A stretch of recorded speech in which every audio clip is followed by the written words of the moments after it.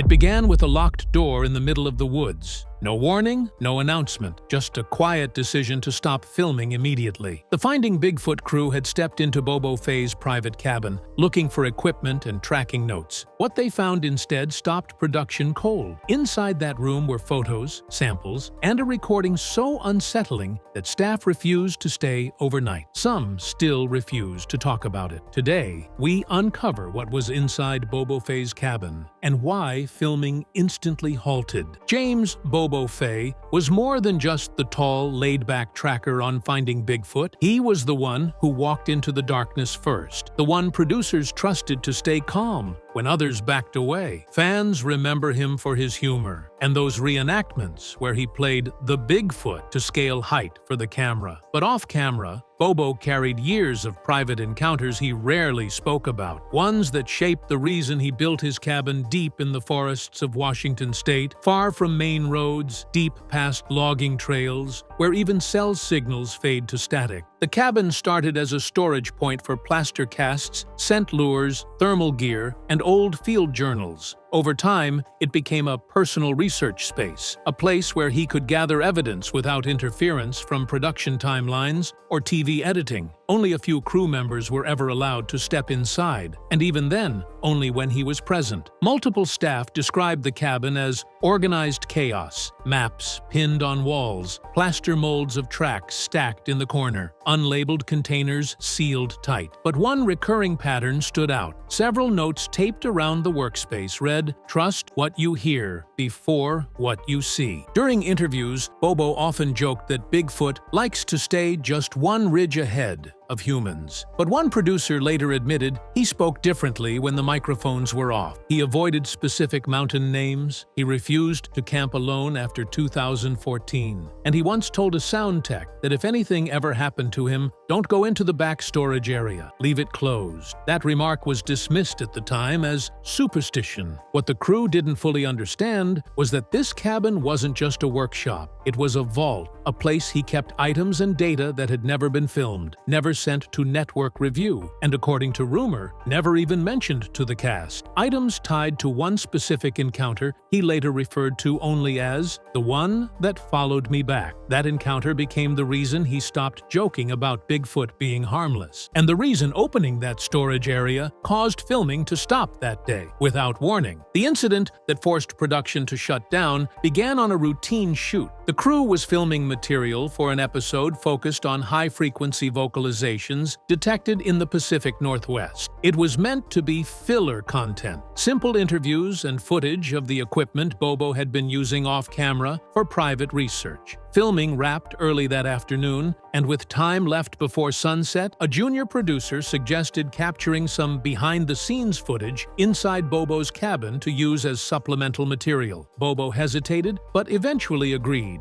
under one condition. They were to film only in the front section. Nothing past the door marked archive. At first, everything appeared normal. The cameras showed shelves of casting material, laminated maps marked with red and black ink, audio recorders labeled by timestamp instead of location. But according to the assistant cameraman, while adjusting lighting near that back door, he noticed something odd. Deep scratch marks running down the wooden frame. Each mark appeared intentional, jagged, and unevenly spaced, like claw rakes. Yet, no bear in the region would leave marks that narrow or at that height. The highest scrape reached nearly 8 feet. Ignoring protocol, one crew member lightly pressed his ear against the door, as if expecting sound. He later told production staff he heard a faint rhythmic thud, like slow, heavy breathing. Moments later, a muffled metallic clink came from inside, causing several team members to step back instantly. Someone asked if there was loose gear stored inside. Bobo's reaction was immediate and out of character. His relaxed demeanor dropped. His voice changed. He said firmly, "Stop filming, now!" The cameraman tried to maintain coverage, thinking the moment was genuine and valuable. Bobo walked directly to the equipment rig, lowered the lens, and repeated the order louder. Crew members reported a noticeable shift in tone, from irritation to genuine fear. Filming ceased that moment. All lights were shut off. No one questioned him. Minutes later, without explanation, the director ordered the unit back to base. That footage never aired, and the door to that archive remained closed until one crew member returned alone. Later that night, while the rest of the team regrouped at the production lodge, one crew member,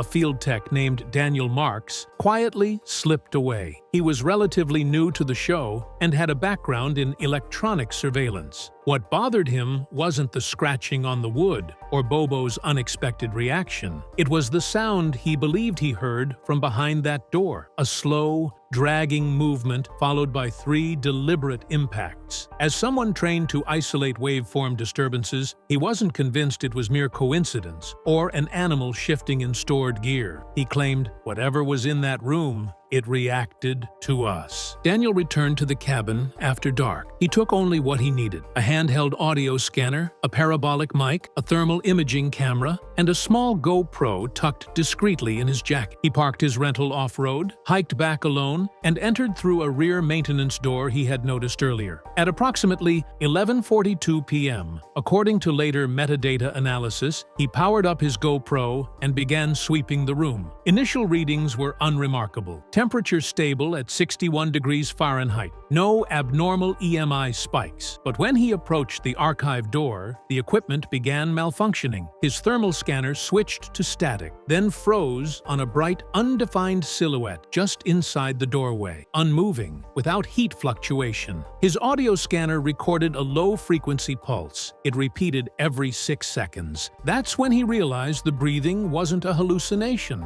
Against every safety protocol, Daniel unlatched the door and pushed it open just 2 inches. Inside, only darkness. But his GoPro captured something visually distorted. A shadow shape suspended at shoulder height, not attached to floor or ceiling, just still. And then, slowly, it tilted. The door slammed shut from the inside with enough force to break the lower hinge. Daniel fled instantly, abandoning most of his gear. His phone location tracker pinged his sprint back to the vehicle at speeds he later claimed he didn't think were physically possible. He never returned to set. The next morning, he resigned via email. 3 sentences long. The final line read, "Do not let anyone open that room again. It isn't empty." At sunrise, 2 senior crew members arrived at the cabin under direct instruction from executive production. Recover the equipment, secure the building, and leave immediately. They were told not to touch the interior door. They were also told not to ask any questions. It should have been straightforward. Grab Daniel's abandoned gear and go. But both men reported the same anomaly before even stepping inside. Complete silence. No insects. No birds. No distant wildlife. In the middle of an Oregon forest at 7 a.m., nothing. One of them later described it as the kind of silence your brain mistakes for noise. Inside, the cabin seemed untouched. Daniel's thermal scanner was still on the floor, battery drained but lens cracked outward as if impacted from the front. His parabolic mic had its receiver clipped by something sharp. His GoPro was nowhere in sight. Building protocol required them to at least collect damaged tech, so they photographed the damage. When they approached the archive door, one crew member claimed his phone stopped recognizing orientation, switching between portrait and landscape every second. All digital clocks, including camcorder timestamps, jumped ahead to 3:11 a.m. before returning to correct time. When they leaned close to the frame, they heard it. 3 impacts, 6 seconds apart, just like Daniel had described in his resignation email. Per production rules, they did not open the door. Instead, they lifted the scanner and microphone, placed them in a sealed Pelican case, and made for the exit. But as they stepped outside, a soft sound followed them, like something pressing against the other side of the door, something that waited until they reached the tree line before scraping downward. They drove straight back to base camp. Engineers reviewed what little remained from Daniel's GoPro data, only 5 usable frames extracted, each corrupted around the central silhouette. Analysts ran spectral image separation, but stopped halfway. Frame 3 showed what appeared to be an elongated right arm, bent at an unnatural angle, reaching toward the camera. The forearm displayed patch-like hair distribution consistent with primate samples. Frame 4 showed the same arm, but no visible hand, just a blur. Frame 5 was black. The recovery team was told that all remaining files were encrypted and sent to private review by legal consultants. Production staff never saw them again. That afternoon, filming resumed, but Bobo never allowed anyone to enter that cabin again. When asked why, he paused a long time, then said simply, "Because whatever's still in there hasn't finished looking for us." The production team expected Bobo to be furious about Daniel's unauthorized entry. Instead, when they told him, he went silent. According to multiple crew members, he didn't ask what Daniel saw. He only asked whether anyone had touched the sample case stored in the back room. When he was told no, Bobo exhaled like he had been holding his breath for years. That sample case was something he never spoke about on camera. A dark metal container, roughly the size of a toolbox, secured with combination locks and wrapped in industrial chain. No labels, no documentation. He was rumored to store hair samples from unverified encounters, as well as soil, bark scrapings, and scent detection cloth used in off-grid tracking. But according to one former producer, none of those were why he built the cabin. He built it because of a night in 2012. During a private expedition in Clackamas County, Bobo experienced what he later referred to as the following. He and 2 local trappers camped at the base of a ravine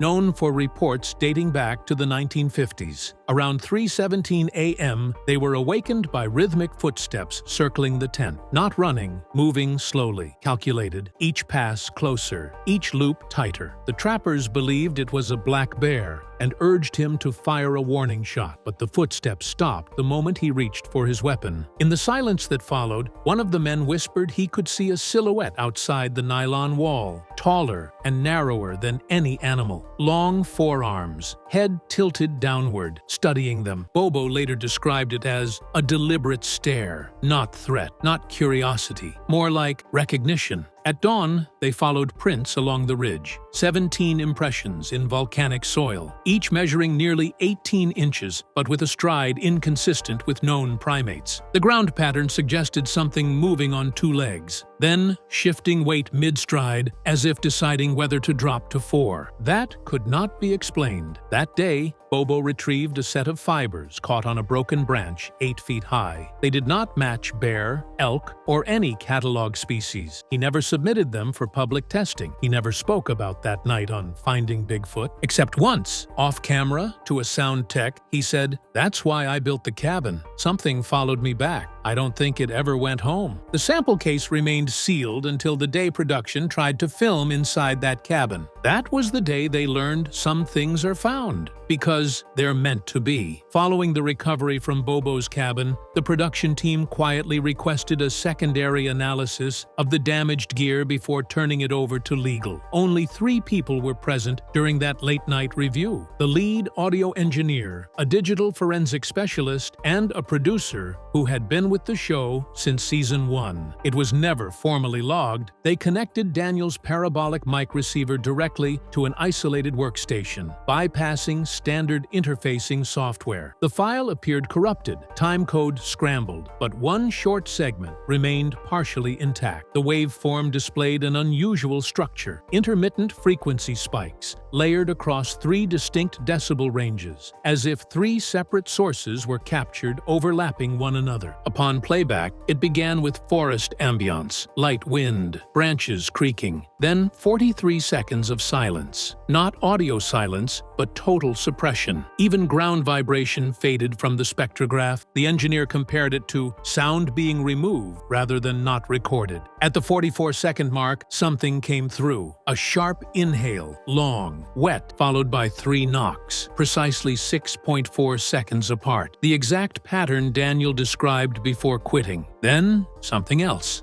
A low, uneven rhythm, too slow to be footsteps, too inconsistent to be heartbeat. The waveform indicated 3 alternating frequencies, one in the vocal range, one lower than any known biological source, and one spiking at ultrasonic levels detectable only through equipment. Engineered? Biological? Impossible to tell. The small group listened in silence until the last 5 seconds, a layered vocalization. It wasn't a growl, it wasn't speech, but it followed cadence patterns similar to known vocalized communication, measured pauses, repeated tone bursts, subtle pitch shifts. A comparison was run against known animal calls in North America. No match across 73,000 entries. The forensic specialist ran the sample through language pattern detection, searching for structure. The algorithm returned one result: calculated modulation, indicative of reply sequence, as if it was answering something. Then came the final sound, a scraping, metal against wood, cutting across the door frame.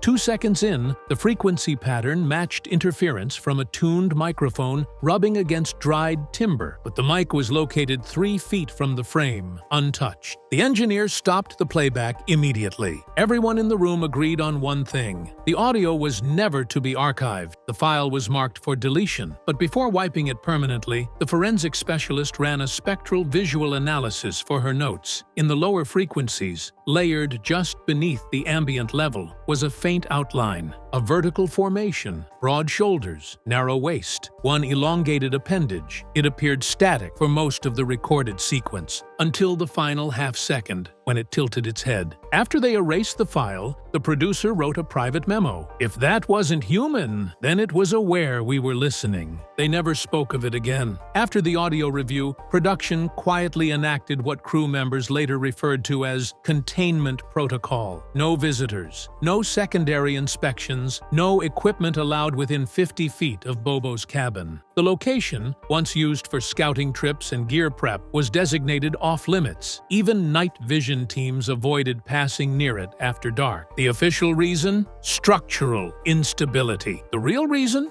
None of them wanted to wake whatever was still inside. A team from the network's legal division arrived 2 days later to evaluate liability and potentially remove any items that could lead to speculation or press leaks. They were accompanied by a wildlife compliance expert, 2 security contractors, and a telecommunication auditor tasked with checking unexplained satellite signal spikes logged near the property. That group lasted 41 minutes inside the cabin. Witnesses say they exited pale and visibly shaken. The lead legal officer instructed the crew to seal the interior door permanently using industrial bolts and reinforced plating. No one was to speak about what was behind it, not publicly, not privately. One contractor asked if they should remove the sample case. The legal officer reportedly replied, "If it stayed quiet this long, don't disturb it." Afterward, a notice was quietly appended to all crew contracts. Entering restricted containment area without direct written authorization will result in contract termination, loss of litigation protection, and forfeiture of remaining compensation.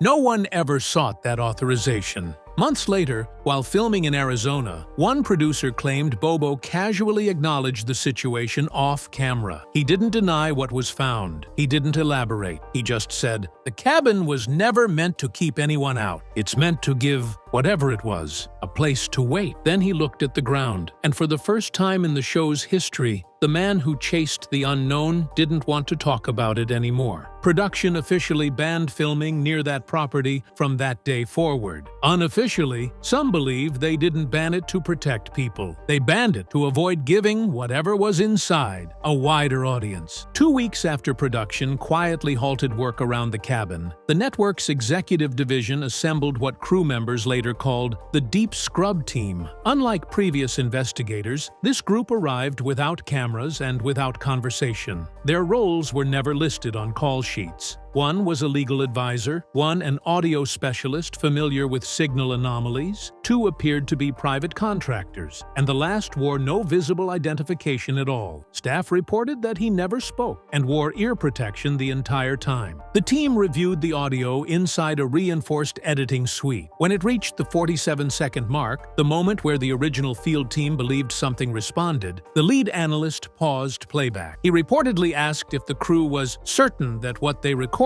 was behind the wall. The audio tech said yes. The analyst answered, "If it came from inside, it means it knew there was someone outside." After that statement, all copies were flagged. The external backup servers were physically disconnected. A technician watched as a portable drive was sealed inside a black polymer case with no marking except a numeric code. That case left the property in unregistered transport. No crew ever saw it again. The cabin was officially marked unusable for field operations. Unofficially, every crew briefing afterward included a quiet warning. No one approaches that structure alone. Filming resumed states away, but the tone shifted. Jokes stopped during night investigations. Scripts avoided references to finding real evidence. Months later, during an off-record dinner, a junior producer asked Bobo if what they heard was truly a primate call. He didn't laugh it off like he used to. Instead, he kept his head low and said slowly, "It wasn't from something out here, it was something that belonged down there." When asked what he meant, he only clarified one thing. Some locations aren't hiding things, they're holding things in place. Years passed. The topic of the cabin became ghost talk among crew who had left the show. The current staff reportedly aren't even told its location. A few locals claim they've seen the sealed door still intact, weathered, rusted, covered in moss. Some say if you walk by at night, you'll hear nothing at all. Others say the silence feels like it's listening back. At a small regional convention years later, someone asked Bobo if he ever found undeniable proof of Bigfoot. He looked up only briefly before answering, "I found something once. It wasn't Bigfoot, and I hope it never finds me again." He ended the talk early. The cabin has never been reopened, not because of what they discovered, but because nobody wants to find out if it's still in there, waiting.